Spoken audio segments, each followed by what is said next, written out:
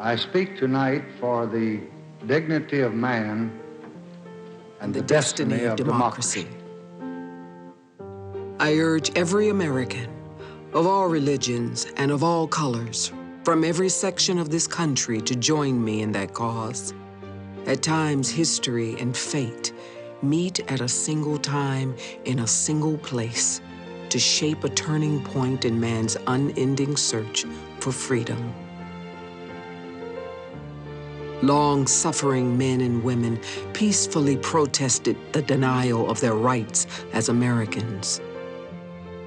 For the cries of pain and the hymns and protest of oppressed people have summoned into convocation all the majesty of this great government. In our time, we have come to live with moments of great crisis. Our mission is at once the oldest and the most basic of this country. To right wrong, to do justice, to serve man. There is no Southern problem.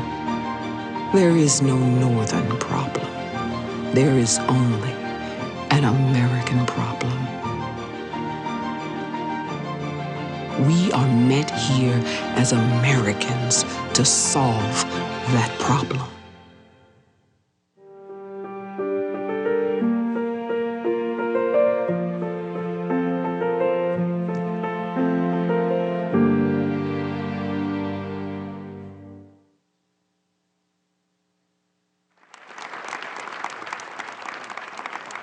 Ladies and gentlemen, please welcome President and CEO of the LBJ Foundation, Mark K. Updegrove.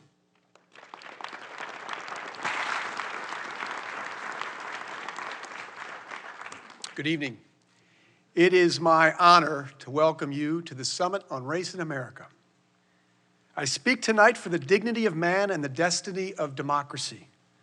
President Johnson used those words in March 1965 to open his most resonant speech, his appeal to the nation to support voting rights as a sacred trust in his quest toward equal rights for all Americans.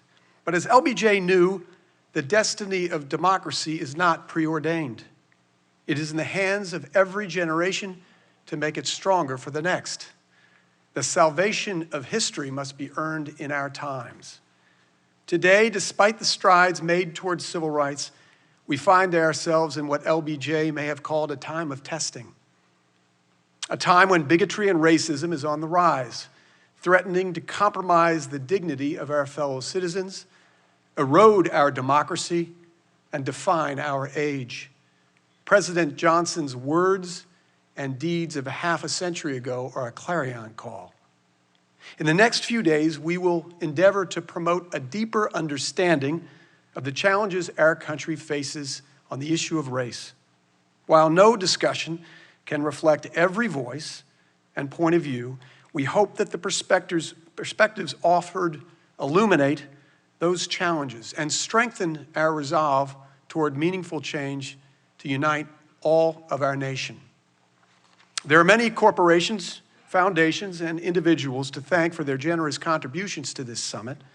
Our largest contributors include the Ford Foundation, the University of Texas at Austin, Hearst, the Knight Foundation, the St. David's Foundation, the Wasserman Foundation, Lucy Baines Johnson, Linda Johnson Robb, Ed Mathias, the McCombs Foundation, BP America, the Division of Diversity and Community Engagement at the University of Texas, Bank of America, and the Dolph Briscoe Center for American History. We are truly grateful for your support and for the support of so many others.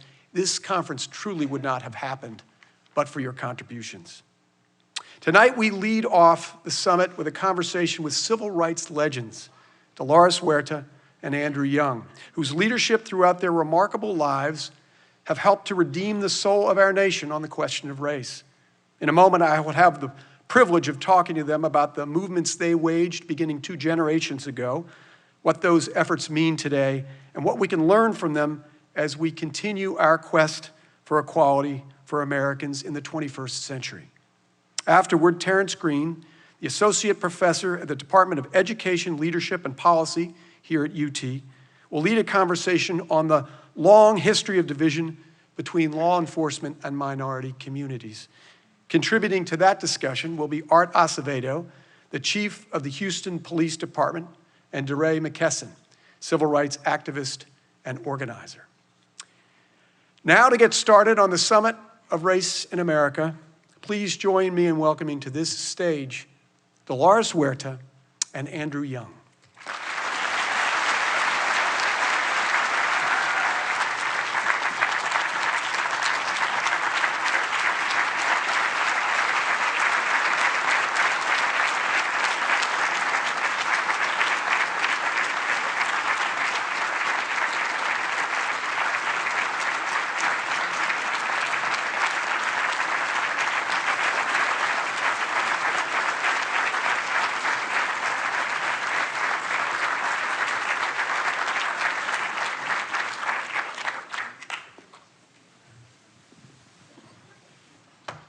What a way to begin this summit.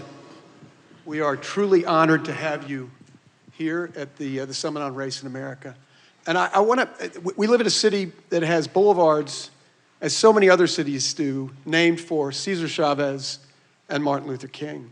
And I wonder if we could start off by talking about how you got involved in the movements that have defined your lives.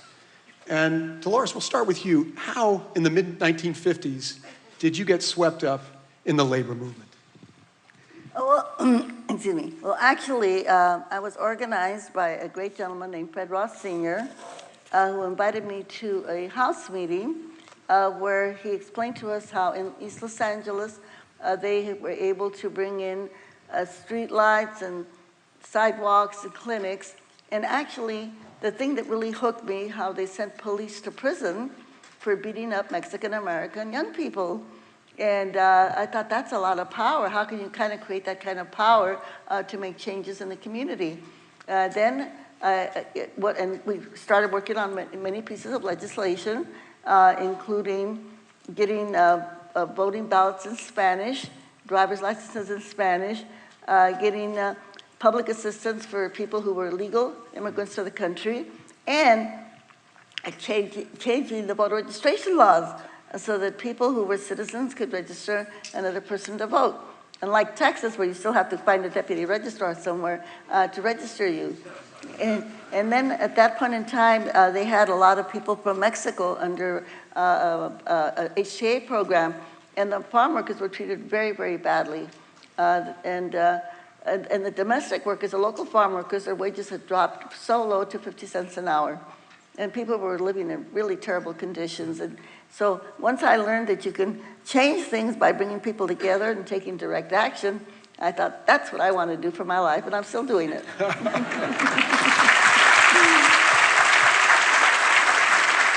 For which we are profoundly grateful. Mr. Ambassador, how did you get involved in the Southern Christian Leadership Conference where you worked with Dr. King? Well, actually, I was born into it, I think. I was born in New Orleans with an Irish grocery store on one corner, an Italian bar on another, and the Nazi party was on the third corner. And my father, at 4 years old, explained to me that white supremacy was a sickness. And you don't get upset with sick people, you don't get mad with them. You know that God made of one blood all the nations of the world. And they don't know that, but you can't help them to see it if you're gonna act like they act, or if you're gonna ever get angry. And my first lesson at 4, and I remember because it was 1936, and that was when Jesse Owens in the Berlin Olympics, and that was the lesson he took me to see how Jesse Owens dealt with Hitler. And so it was just, I've always known that I was blessed. And I've always heard that to them to whom much has been given, of them is much required. And I drifted around in the South and went north for a while, National Council of Churches, and then came back to Atlanta, and I was put in an office right across the hall from Martin Luther King. And I was working for the United Church of Christ. And his secretary said, look, you're here by yourself, your wife's over in Alabama, you're gonna get in trouble in Atlanta if you don't find something to do in the evenings. And my suggestion is that you take some of Dr. King's mail home with you and you help him answer his mail. And so I started off answering an egg crate full of mail. Wow. And he didn't know me, and I'd met him, but it just, he had a similar background. He was from a privileged family. His daddy was a banker as well as a preacher. And his grandfather was the treasurer of the National Baptist Convention, which had 6 million members. So it was understood from birth that he had to lead something.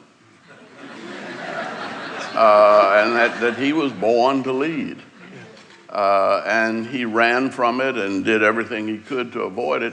In fact, he went to Montgomery thinking that this is the sleepiest, quietest, most conservative town in the South, and I can just be a pastor and mind my own business. Well, you then know Rosa what Parks got happened on a bus, right? Yeah.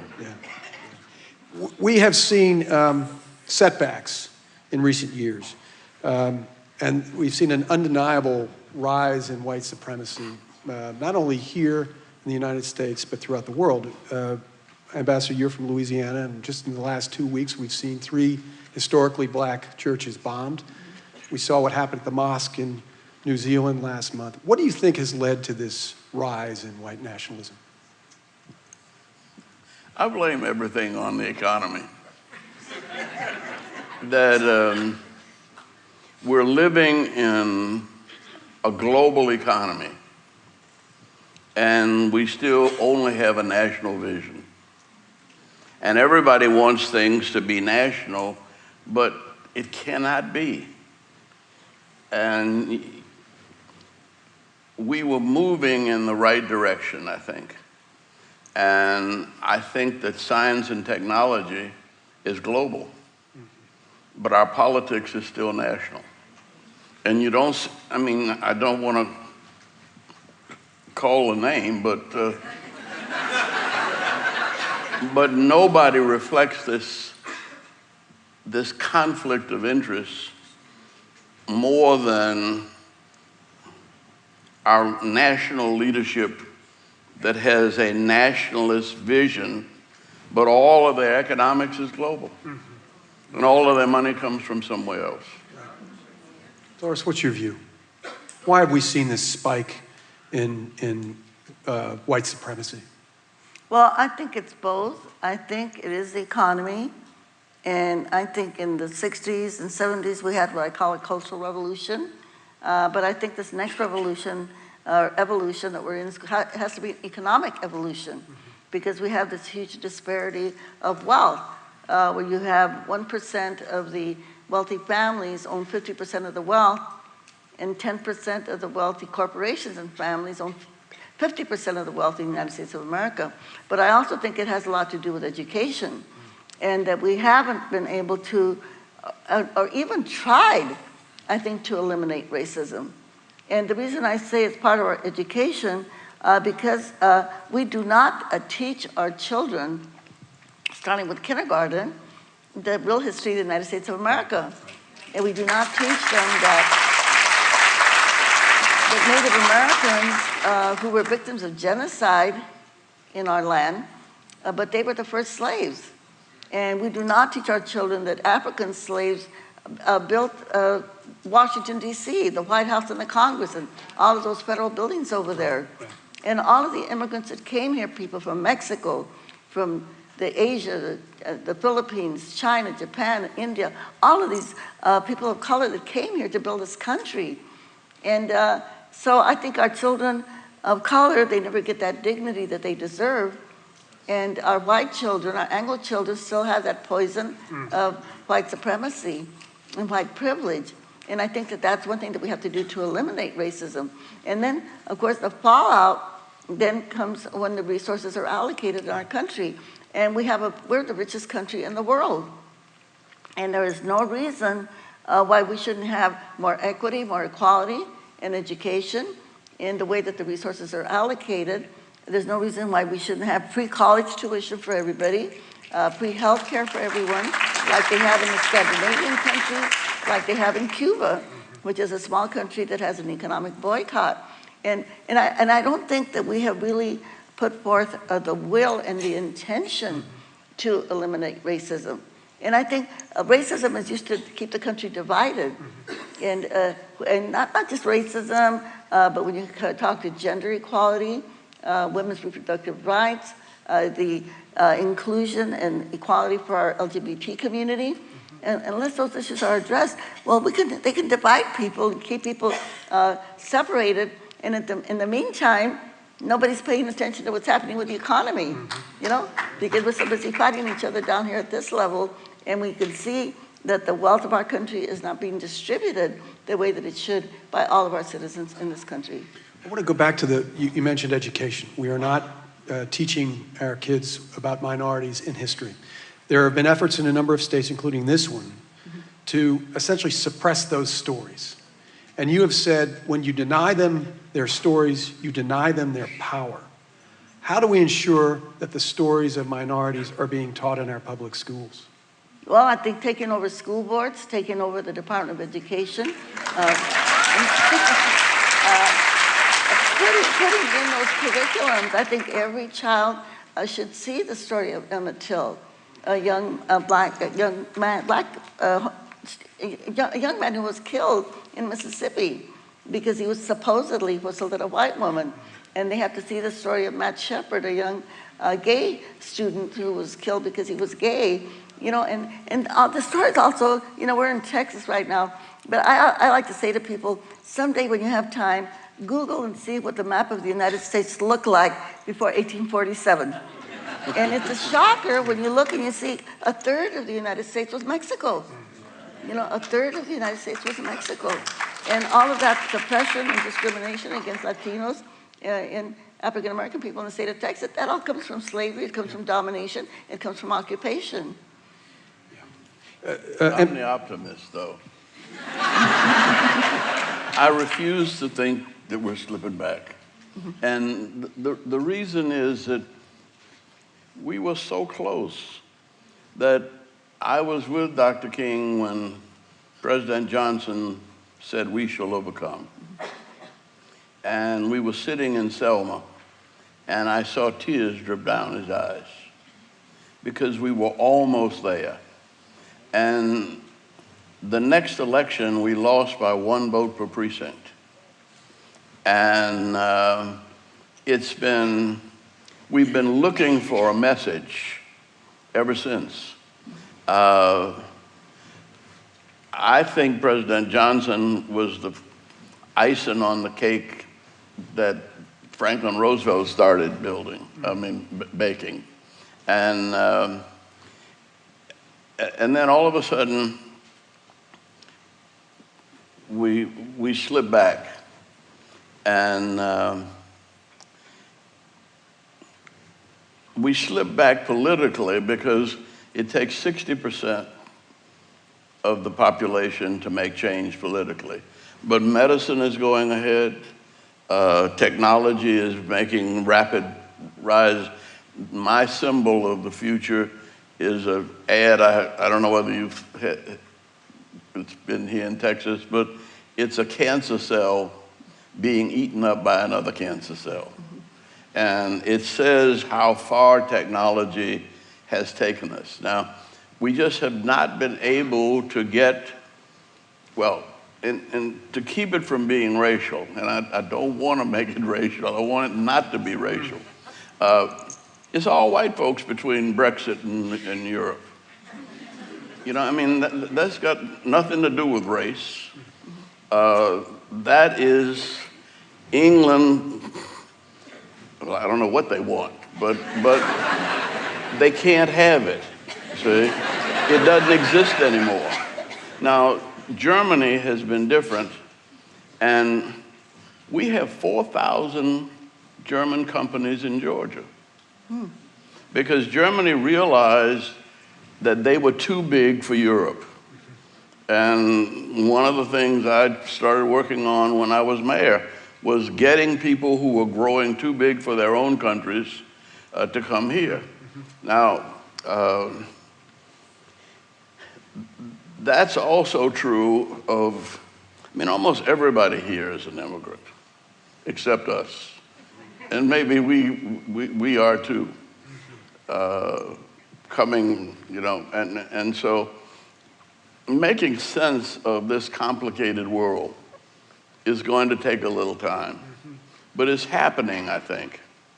And the thing that messes up the politics is not only the slogans and the needs, but it's well, when I put all my money into television, somebody advised me that I lost. When I kept the money and started knocking on doors and organizing people block by block, I haven't lost the race since. All right. But television cannot change the hearts and minds of people, and I think that's where we have been missing out. Yeah, please. Yeah, I would just say, when we talk about science, and there's some basic scientific facts that I think everyone needs to know and reaffirm. And when I go around talking to students all over the country, I like to say this, that we are one human race. We're Homo sapiens. And I challenge the audiences to say, okay, we have a lot of different ethnic groups, a lot of different cultures, a lot of different nationalities, but we only have one human race. And I will challenge people to say, okay, where did our human race begin? Where are the origins of our human race? And the answer is very simple. It's Africa. It's Africa. And so I like to say that we are all Africans.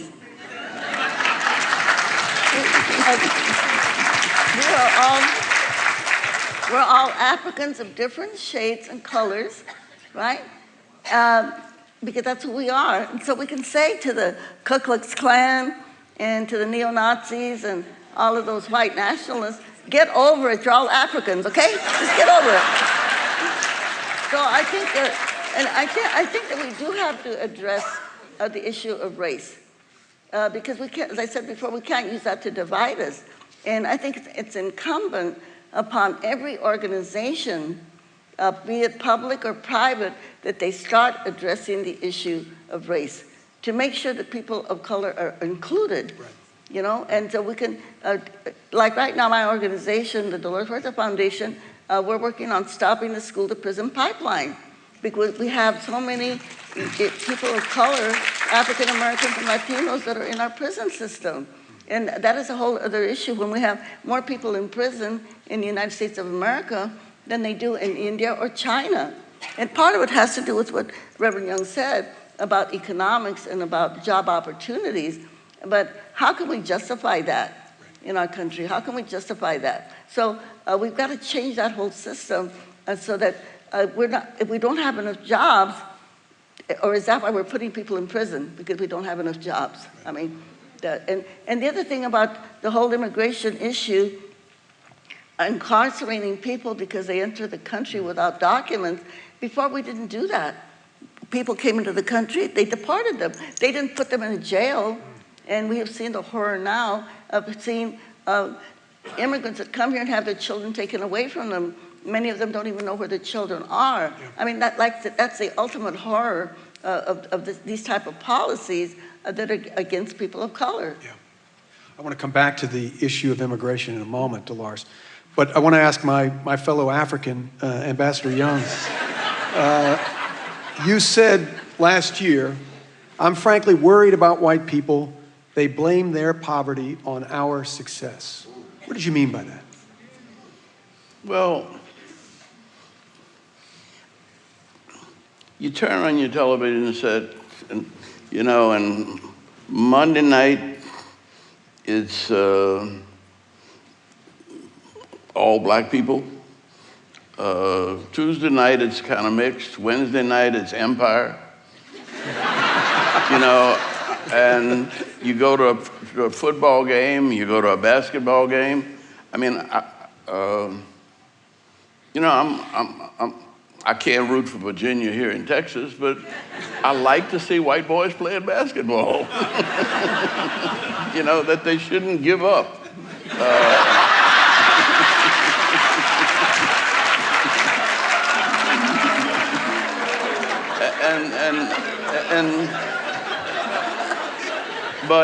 But if you don't have those opportunities, and if you don't have the kind of coaching and the kind of thing that's open, public, you begin to feel like this used to be, my daddy was an All-American, but that was before integration. And I can't be an All-American now.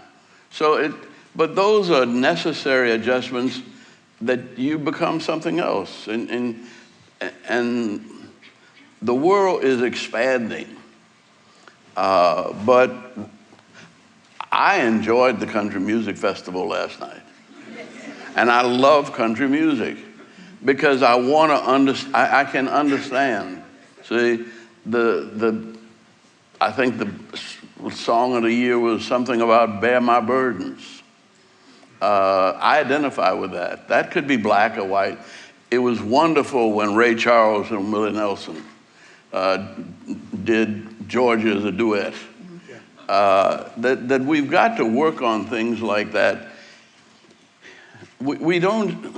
Our families don't just get along without help. And we've got a huge family. And the leadership, instead of bringing us together, is dividing us. So can you remedy that at a grassroots level, Mr. Ambassador? How do you remedy that resentment among a wide swath of the white population?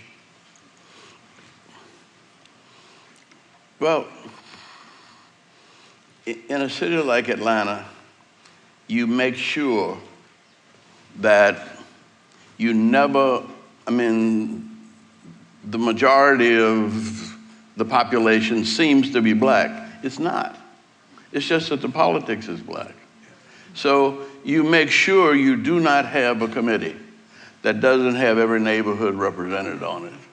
And it can be gay and straight, or white and black, or rich and poor, but you have to structure democracy so that it represents every facet of our society.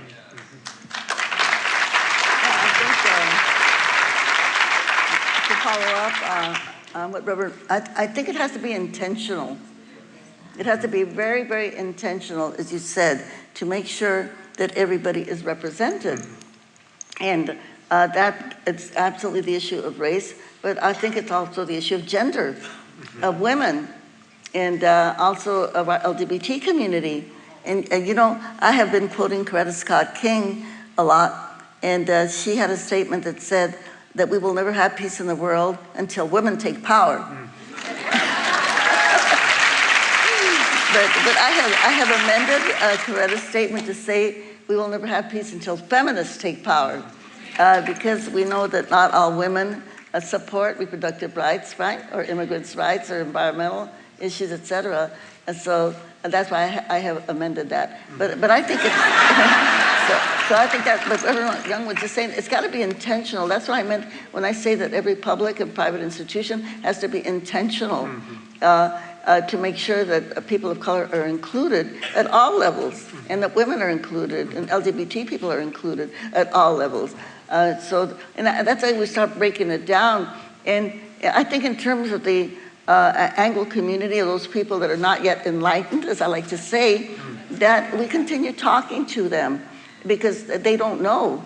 They forget that when Europeans came to this country, and it was a brown country to begin with Native American people that were here. So when people say they don't belong in our country, they don't know what they're talking about. You know, they don't know what they're talking about. So I think continuing to educate people and trying to teach them to kind of rid them of what they've been brought up with, and this hateful rhetoric, and this idea that somehow if you're a different skin color, you're less of a human being. And like in the farm worker movement, you know, they had farm workers out there working in the fields without toilets. Can you imagine what it was like for women? You know, without toilets, without drinking water, without rest periods. I mean, that's a dehumanization. And this is what a lot of racism is, it's dehumanizing people. Even this whole thing, again, on television, where you constantly portray people of color as criminals, you know? And so people start getting that in their minds, and right away they are suspicious of or fearful of people of color. You're fond of quoting a friend of yours from Stanford who said, "We didn't cross the border crossed us." What do you mean by that? Well, as I said before about this all being part of Mexico, you know, and like my family, I was born in New Mexico, you know, and my grandparents were born in the state of New Mexico, so they were already there when they made this the border across the Mexican border. But the other thing is, it applies to everybody because we are all the American continent. And you know, before people would travel all the way from Peru all the way to New Mexico, they have found relics there of chocolate that were in clay vessels. And people went back and forth, there was no border. And hopefully someday it'll be like John Lennon's song, Imagine, you know, but we will have no borders and no wars. There was and Doris, you said, I want to get both of you to comment on this. You've said that in the 1960s, there was an ambiance that you could change the world. There was this kind of intersectionality between movements. They were aligned and synergies came to bear in the movements. Do you see that spirit today? This is a question for both of you. Do you see that spirit today? Are there movements that are lining up where there are synergies toward social change? Yeah, I see it and I'm afraid of it. Because the movement, I mean, we had a hard time getting along with the Student Nonviolent Coordinating Committee. We got along pretty good with CORE because they were based on nonviolence, but the Urban League was business oriented and the NAACP was legally. And think of the clash between Martin Luther King advocating civil disobedience and Thurgood Marshall going to the Supreme Court. Right. And he'd been working on that since the early 40s. And here we come along in the 60s with a challenging laws. It's really very complicated. Now, A. Philip Randolph held us together during that period. But it's very hard now. And I frankly think that we lost the last election because we were supporting candidates and not change. Right. And now with so many candidates, it scares the hell out of me. and you know, just pick one. And let's get behind her or him, and let's just move the country forward. And she doesn't have to be black, brown, or she has to have a message, or he has to have a message that brings us back into the leadership of the free world. The world cannot run without American vision. It just cannot do it. So Europe and Latin America and Africa depend on a vision from the United States of America. And that vision requires all of us with all of our diversity coming together and finding a vision. A vision, because there's enough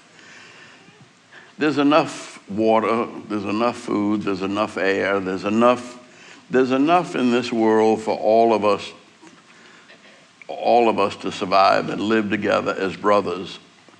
If we fight each other, we're going to perish together as fools.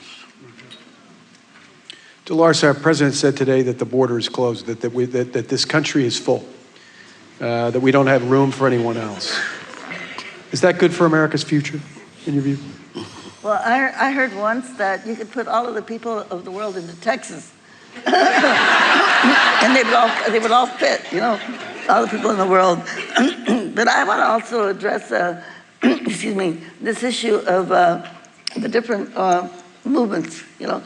And I do believe that young people are, excuse me, that young people are making it happen, because I think the young people that are out there from Parkland, Florida, that are trying to stop gun violence, that they are also very much involved in the whole issue of fighting racism and homophobia and all of these other, and climate change, the big issues that we have today. And I think the one thing that we have today, that they have today, that we didn't have when we started, were our devices. You know, our cell phones, our Twitter, Facebook, so they can get the message out there very rapidly. You can mobilize a movement. Yeah, they can mobilize very, very rapidly and Right. get information out there. The other thing is everything has to be transparent. They can find out, you know, where the money's at, who's backing who. And so I feel very hopeful, and I do believe, but the one thing that really worries me a lot is that many young people don't believe in voting. And they have to vote, because it's not enough to march, it's not enough to protest. I mean, that's the one thing that came out of the civil rights movement, and everyone is a good example of that. But you have to get people elected to office, because ultimately everything has to end up in a policy, a written policy that's enforceable, or a law that is enforceable. If not, it's got to be concrete, it's got to be there, it's got to be, and in order to get there, we have to elect people to office. Right. And we got to elect progressive people to office that are going to pass those laws. And I just have to mention that in Texas, for instance, people can't even register to vote. You've got to find a deputy registrar somewhere, and they have the voting laws in Texas that we had in California over 50 years ago. And so we wonder, why is Texas so behind in labor laws, women's rights, et cetera, et cetera? It's because people can't vote in Texas. And I know we're here at the Lyndon B. Johnson Library, and President Johnson was famous for signing the voting rights law into effect. But here we have a lot of voter suppression, not only in Texas, but many, many other states. So you said backstage that is your greatest concern. There were allegations of voter suppression in Georgia. It wasn't Mr. Ambassador. suppression. It really wasn't suppression. They stole whole precincts of votes. And, you know, imperfect as it is, we still have to make the country work. But it's lining up against us now, because we're going to court, but the judges have been stacked right on up to the Supreme Court. And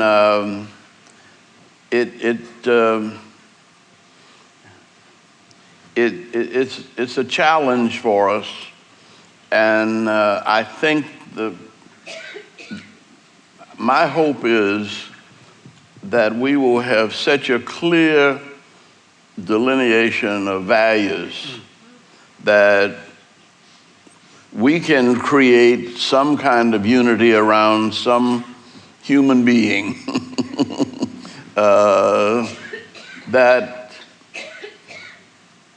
will give us a global vision that allows all of God's children to share in the wealth of the earth.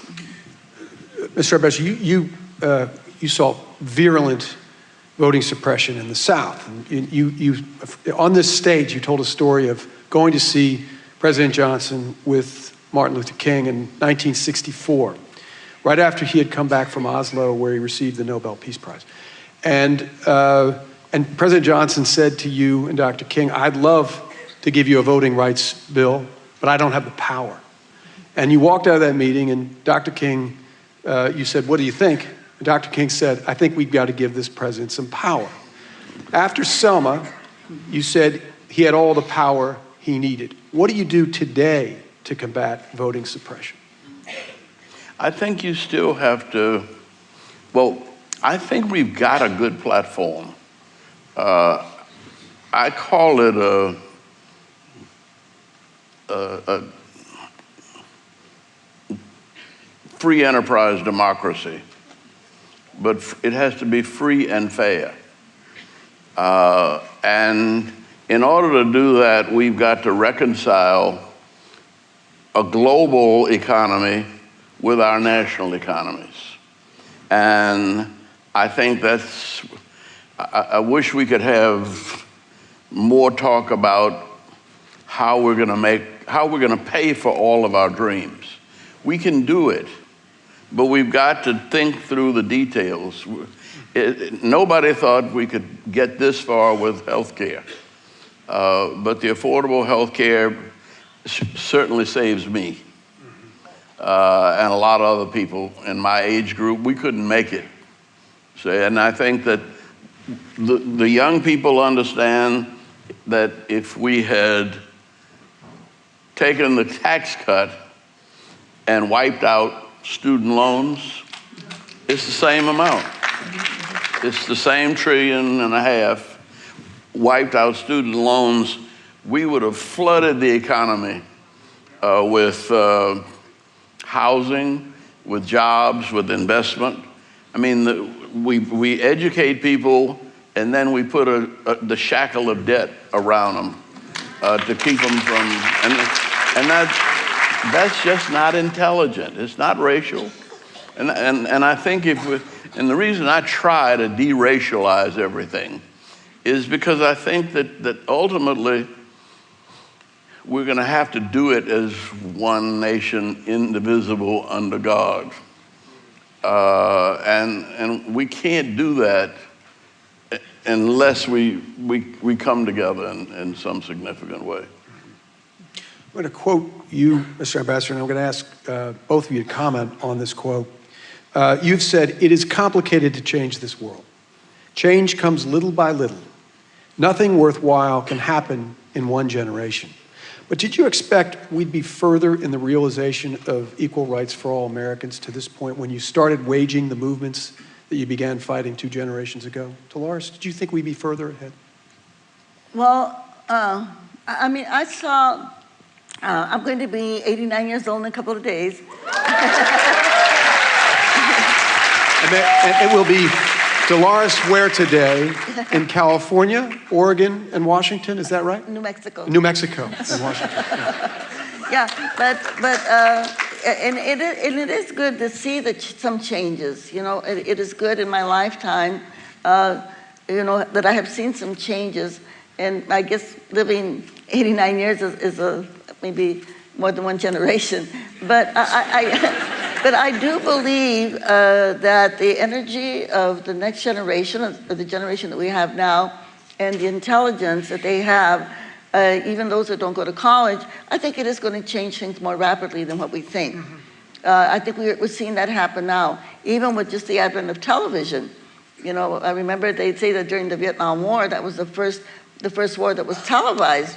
And then we saw what an impact that made. And people are going to start questioning, okay, why are we having these wars? Why are we in the Middle East? Why are we spending billions of dollars to fight a war that doesn't seem to end, you know? And I like to say that this idea of U.S. domination over other countries, talking about the refugees at the border, I always like to say the jillions of dollars that we spend on bananas with the people of Guatemala, Honduras, El Salvador, they never see that money because all of that money goes to American corporations. We now have this talk about doing something in Venezuela. And the whole fight with Venezuela was when Hugo Chavez said the oil of Venezuela belongs to the people of Venezuela. And we have had economic sanctions against Venezuela for the last 8 years. So this whole idea that other governments, if they don't agree with our economic systems, that somehow we should go against them, or try to dominate them. I think that's, we can't have a global world if our United States always wants to dominate other countries and think that their resources belong to us, instead of us helping those other countries develop their own economy, like we did in World War II with Japan and Germany. You know, after we defeated those countries in the war, we actually had the Marshall Plan, where US tax dollars went to help those countries grow their economies, and now they're very strong countries. Well, we could do that with other countries in the world. So if we want to have peace in the world, then we've got to let other countries develop and not have this whole idea that, as I said before, that their resources belong to us. Right. You know. But there's more than enough money. And I've been worried about the money that, this offshore money that everybody has. And if we could find a way just to bring some of that back, I worry about the Mississippi River because I grew up on the river. And it floods every year. I think the cost of flooding last year was something like $384 billion. Well, with maybe $125 billion, we could have prevented some of that flooding. I mean, we've got to think about things in different terms. And I think we can. I went to Costa Rica when I was at the UN, and the president of Costa Rica pulled down a map of the Caribbean and Central area. He said, "What do you see here?" I said, "I see some beautiful islands and some wonderful countries." He said, "No."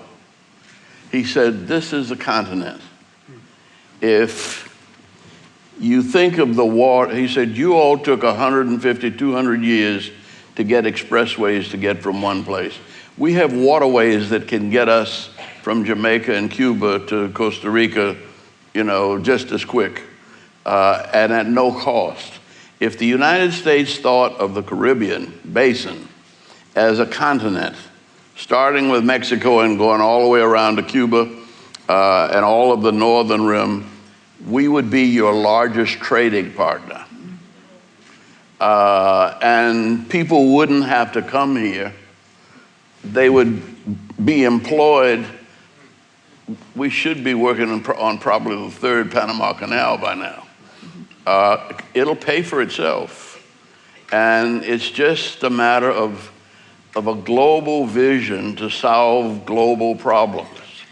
And China's China looks good right now because they're an authoritarian state, but only 500 million of 1.5 billion people are a part of that economy. They got 1 billion people that are gonna raise hell someday. And they're gonna have worse problems than we are. India has been nursing itself along. Africa is finally doing much better, but the way the Chinese are moving there, they're gonna own all the minerals.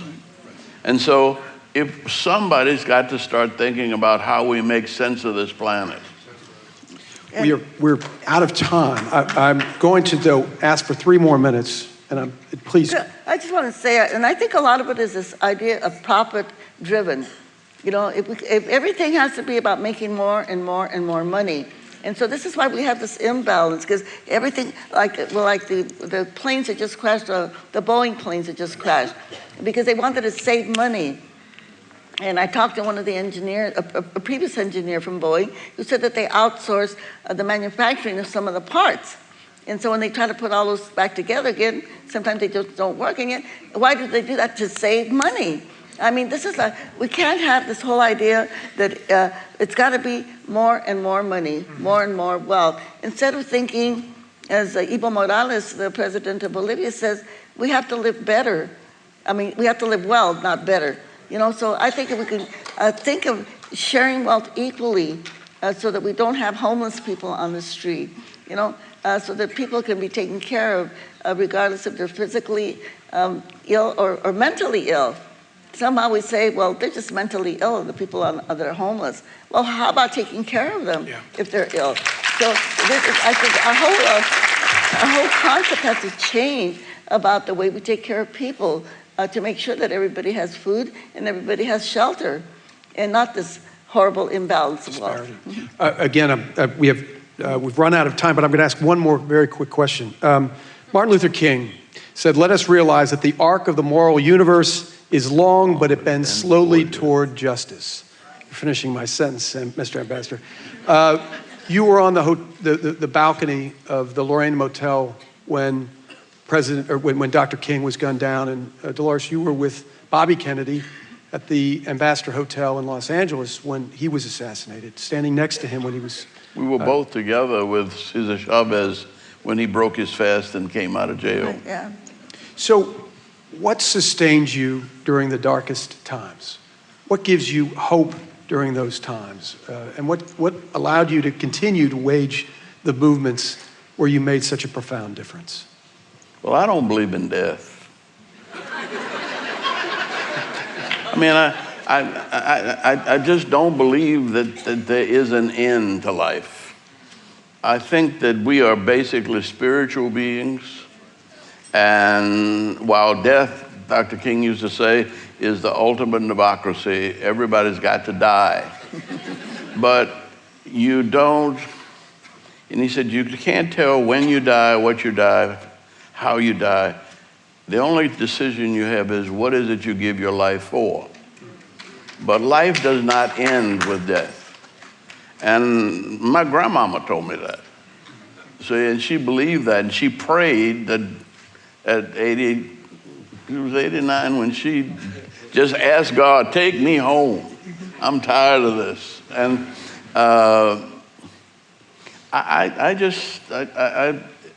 it's that spirituality. Our movement was all spiritual.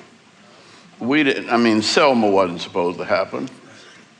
I mean, it was on the wrong day. I mean, the March, Bloody Sunday was on the wrong day. Everybody made a mistake and didn't know when the second Sunday was in March. And Martin Luther King wasn't there because it was the first Sunday and he had to be in church.